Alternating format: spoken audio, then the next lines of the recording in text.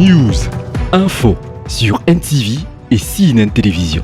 Guinée équatoriale, 16e session extraordinaire de la conférence de l'Union africaine. L'information multiplex sur CNN et NTV. Les chefs d'État et de gouvernement de l'Union africaine UA réunis lors de la 16e session extraordinaire de la conférence des chefs d'État et de gouvernement sur le terrorisme et les changements anticonstitutionnels de gouvernement à Malabo, en Guinée équatoriale, le 28 mai 2022. L'Afrique continue d'être le théâtre d'une prolifération des groupes terroristes qui menacent la paix, la sécurité ainsi que l'intégrité des États où ils opèrent, et pour la première fois, la menace terroriste s'est étendue aux 5 régions du continent. Tout en présentant le danger de ce fléau, le président de la Commission de l'Union africaine, M. Moussa Faki Mahamat, a dénoncé le terrorisme et la recrudescence de la sécurité maritime, ainsi que la vague des changements anticonstitutionnels de gouvernement qui affaiblit la légitimité démocratique et l'état de droit dans les pays concernés. Le terrorisme ne faiblit pas sur le continent.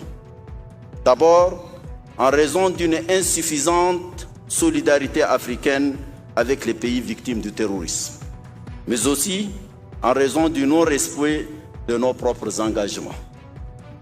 Je ne citerai que le cas de la force africaine en attente, qui depuis sa création n'est pas encore totalement opérationnelle. Sur cette question, reconnaissons-le, la volonté politique a fait défaut. Alors que nous avons les moyens et les hommes qu'il faut, les armées africaines comptent, selon certaines études récentes de 2022, quelques 2 700 000 hommes.